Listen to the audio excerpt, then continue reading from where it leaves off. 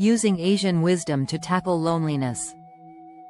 Have you ever felt that quiet ache of loneliness, when your phone is full of messages, or you're surrounded by people yet you still feel unseen? I've been there too. And loneliness isn't just a modern problem. Thousands of years ago, Chinese philosophers, poets, and monks also wrote about this same feeling. Today, I want to walk with you through Chinese wisdom traditions, Taoist, Confucian, Buddhist, and poetic to see how they approached loneliness, and how we can use their wisdom today. In Chinese, the word for loneliness, gu du, guda, combines two ideas, being alone and independence. It reminds us that loneliness isn't always negative, it can also mean self-reliance.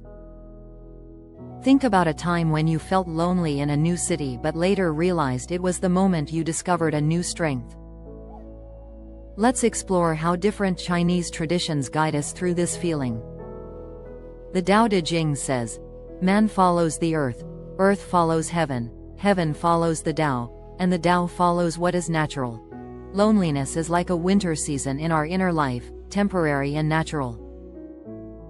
In Daoism, there is a famous story called Zhuangzi's butterfly dream. This story reminds us that our sense of separation is fluid, not fixed. Zhuangzi, an ancient Chinese philosopher, once dreamed he was a carefree butterfly, fluttering joyfully among flowers.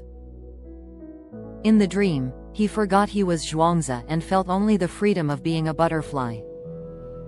When he awoke, he wondered, was I Zhuangzi dreaming I was a butterfly, or a butterfly dreaming I am Zhuangzi?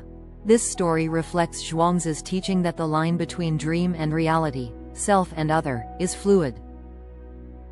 Identity is not fixed, and true freedom comes from embracing transformation and letting go of rigid definitions of who we are. So now let's try this. Close your eyes for 20 seconds. Imagine your loneliness as a river. Don't fight it. Just notice how it moves. Is it fast? Slow? Wide? Narrow? As Taoism teaches, stop resisting, start flowing.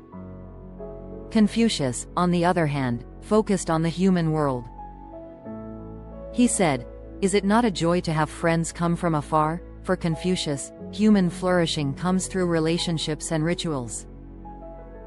That's why traditional Chinese families would gather for rituals like tea, shared meals, or ancestor offerings, turning ordinary moments into bonds. When you feel lonely, create a small ritual of connection. For example, schedule a weekly tea call with a friend. Or write letters instead of just sending quick texts. The act itself, repeated, builds belonging. So think of one person you could reach out to this week, not just with small talk, but with a ritual. Who comes to mind? The Dhammapada says, "All things arise and pass away. When you see this, you are above sorrow." Buddhism reframes loneliness as an impermanent mental state. Take the story of Bodhidharma, who meditated alone in a cave for 9 years. His solitude wasn't punishment, it was transformation. We can try a small shift. Next time you feel lonely, instead of saying, "I am lonely," say, "I notice loneliness." That one word shift softens the feeling. Li Bai is one of the greatest poets in Chinese history, often called the peak of Chinese romantic poetry.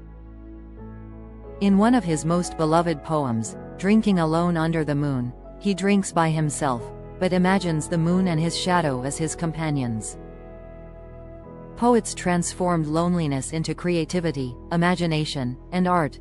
Maybe we can try this too. Start by writing a journal entry as if loneliness were a friend. Or compose a short poem or haiku about your solitude. By expressing it, we step outside of it, and in that shift, loneliness becomes lighter. Taoism teaches us to flow with nature. Confucianism shows us to connect through ritual. Buddhism guides us to sit with the mind. Poetry helps us transform loneliness into beauty. Loneliness may never disappear completely. But with wisdom, it can shift from enemy into teacher. So, next time you feel that familiar ache of loneliness, remember, you're walking a path that sages, poets, and seekers have all walked before. Which of these approaches speaks to you most? Taoist flow, Confucian ritual, Buddhist mindfulness, or poetic imagination? Leave me a comment. I'd love to hear your reflections. And if you found this helpful, subscribe. We'll keep exploring wisdom traditions together.